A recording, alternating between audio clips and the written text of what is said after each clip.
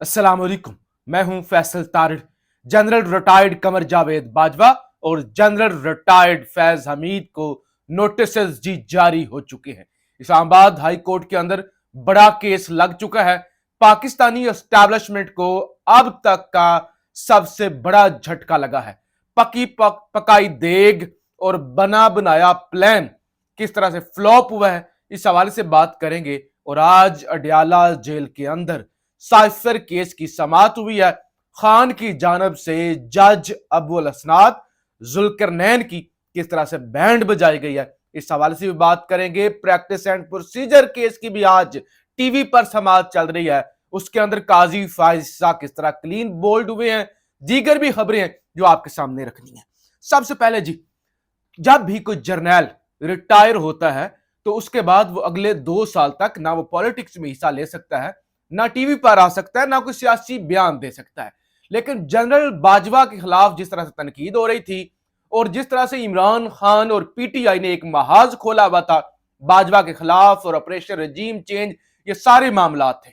अब बाजवा साहब तपे हुए थे। बाजवा साहब गुस्से में थे कि मैं तो बदनाम हो रहा हूं, मुझे तो रात को नींद नहीं आती और डिप्रेशन वाली एंटी डिप्रेशन गोलियां खानी पड़ती हैं।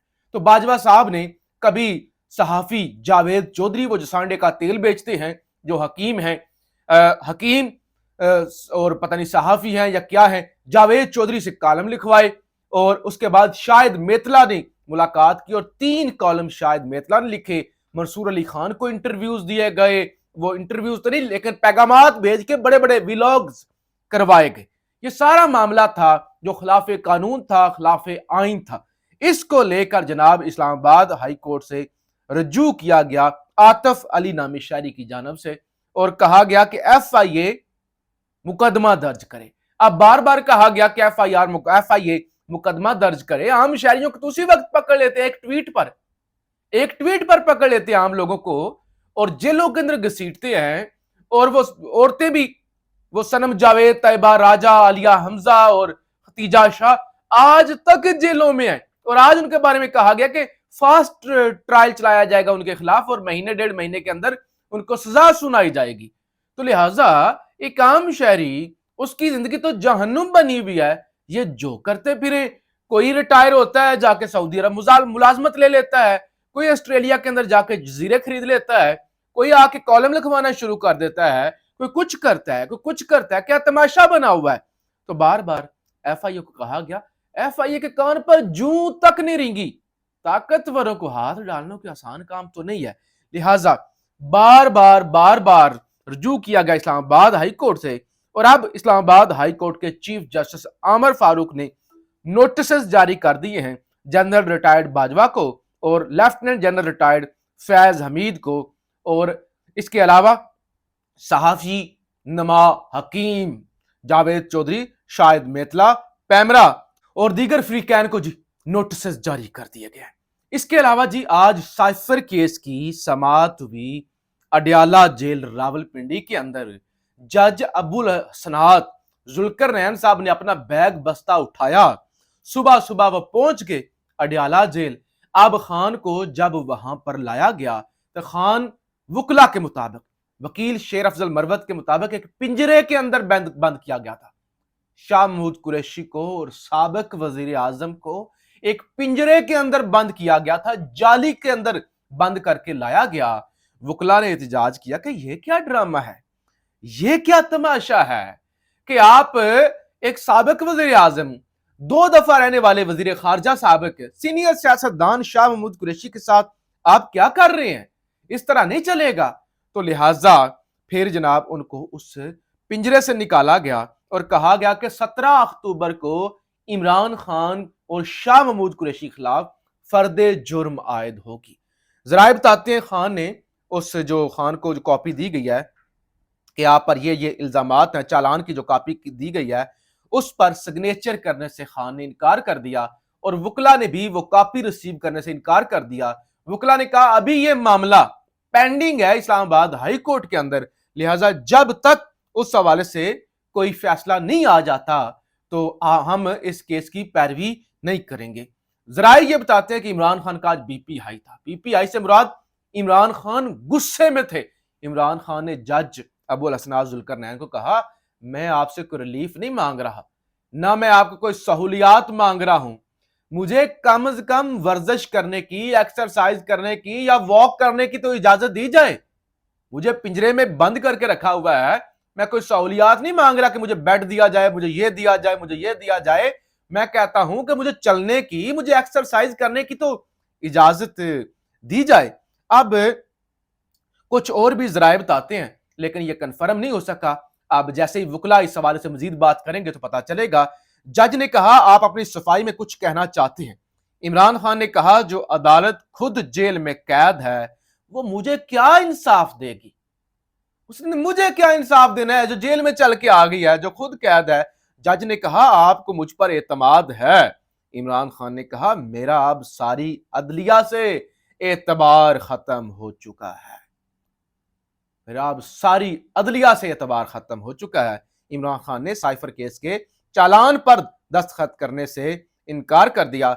17 जो है वो अब जो है अक्टूबर तक जमात मुलतवी हुई है और 17 अक्टूबर को इमरान खान पर फर्दे जुर्म आयद की जाएगी। इसके अलावा आज अब से जब मैं रिकॉर्डिंग कर रहा हूं तो तकरीबन 1 घंटे के बाद इस्लामाबाद हाई कोर्ट के अंदर इमरान खान की इसी साइफर केस के अंदर दरखास्त जो जमानत है उस हवाले से भी समाअत होनी है। पिछले 1 महीने से कि इन कैमरा होनी है या ओपन ट्रायल होना है, ओपन समाअत होनी है, इसी में बहस लगी हुई थी। लिहाजा आज इमरान खान की दरखास्त जमानत पर भी समाअत होनी है और जो हालात हैं, जिस तरह की सूरत हाल बनी हुई है, लग नहीं रहा कि इमरान खान को ये कोई रिलीफ देंगे या अमर फारूक साहब से किसी किस्म की कोई तवक्को भी नहीं की जा सकती। प्रैक्टिस एंड प्रोसीजर केस की बाद में बात करता हूं। देखें जी, आपको पता है जिस तरह से इसराइल और फलस्तीन की जंग लगी हुई है, हमास घर में घुस के मार रही है, छक्के छुड़ा रही है, ईंट से ईंट बजा दी उन्होंने इसराइल की। लिहाजा ये क्यों हुआ है? कभी किसी ने सोचा? इस तरफ किसी की तवज्जो गई कि अचानक अचानक इतना बड़ा हमला, इतने बड़े लेवल पे इसके पीछे कौन है? बहुत सारे लोग कहेंगे ईरान और रूस है। बिल्कुल ऐसे ही है, ईरान और रूस है। लेकिन ये अब ही क्यों हुआ? इतने बड़े लेवल पर हमला कि इसराइल ने तकरीबन 50 सालों के बाद, 50 सालों से भी ज्यादा अरसे के बाद उन्होंने अपने मुल्क के अंदर जंग डिक्लेयर की है और इतनी नेतन्याहू पर तनकीद हो रही है और इसराइली जिन्होंने कब्जा किया हुआ है वो वतन छोड़ छोड़कर भाग रहे हैं। हालांकि एयरपोर्ट बंद है लेकिन वो एयरपोर्टों पर रश लगा हुआ है, वो भाग रहे हैं और मुसलसल हलाकतें हो रही हैं। ये अचानक क्यों हुआ? इसलिए हुआ कि सऊदी अरब और पाकिस्तान मुबैना तौर पे प्लान बनाकर बैठे हुए थे, किसी वक्त भी वो इसराइल को तस्लीम कर लेंगे, यानी देग पकी हुई थी, सब कुछ तैयार था। सऊदी अरब ने लालच दी हुई थी पाकिस्तान को, कितने अरब डॉलर देंगे, इतने पैसे देंगे, ये करेंगे, वो करेंगे। अमेरिका के साथ भी सेटिंग हो चुकी थी। 1 हफ्ते में होता, 2 हफ्तों में होता, ऐसा कोई ऐलान हो जाना था कि हम तो घुटनों पे आ चुके हैं, हम तो भूखे मर रहे हैं, देखें जी हमें तो इस वक्त अपनी मैशत का देखना चाहिए और इसराइल को तस्लीम कर लेना चाहिए। ये सब कुछ रेडी था। अचानक पकी पकाई देग जो एस्टैब्लिशमेंट, पाकिस्तानी एस्टैब्लिशमेंट, सऊदी अरब और अमेरिका ने जो मिलकर पकाई थी, रूस और ईरान ने मिलकर उसका बेड़ा गर्क कर दिया। तो ये जराये के मुताबिक एक बड़ा झटका है सऊदी अरब के लिए भी और पाकिस्तान के अंदर उन लोगों के लिए जो इस सुन्नी नाजायज रियासत को तस्लीम करने में लगे हुए थे। अब जनाब प्रैक्टिस एंड प्रोसीजर केस की आज तीसरी समाअत है। आज जज साहब ने कहा कि हम कोशिश करेंगे कि आज इसको मुकम्मल करें, लेकिन अब फंस चुके हैं, बंद गली के अंदर जा चुके हैं जितने भी वकला हैं और खास तौर पर जस्टिस इजाजुल एहसन। उन्होंने कहा यह मसला नहीं है कि कानून साजी सही हुई है या गलत हुई है, आज सही हुई है कल को गलत भी हो सकती है। मामला है इख्तियार का कि आप पार्लियामेंट को यह इख्तियार है कि वो सिंपल मेजोरिटी के साथ सुप्रीम कोर्ट के रूल चेंज करें। बात यह नहीं है कि उन्होंने गलत किया है या ठीक किया, इख्तियार दिए हैं या इख्तियार लिए हैं। आज ठीक कानून साजी हो रही है तो कल को गलत भी हो सकती है। मामला यह कि क्या यह हो सकता था या नहीं हो सकता था।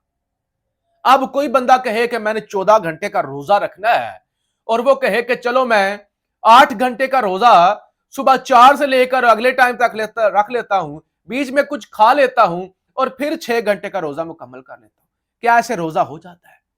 बात यह नहीं कि 14 घंटे आपने मुकम्मल करने भूखे रह के। बात यह कि उसका एक कायदा है, एक रूल है, एक शरई तरीका एक कार है, एक टाइमिंग डिसाइड है, उस फ्रेम से आप नहीं निकल सकते। अब मसला यह है कि पार्लियामेंट रूल बदल सकती है, नहीं बदल सकती, गलत किया है, ठीक किया है, अच्छे रूल थे, गलत रूल थे। बात यह है कि पार्लियामेंट सुप्रीम कोर्ट के रूल्स के अंदर इंटरफेरेंस नहीं कर सकती, और खास तौर पे सिंपल मेजोरिटी के साथ तो बिल्कुल भी नहीं।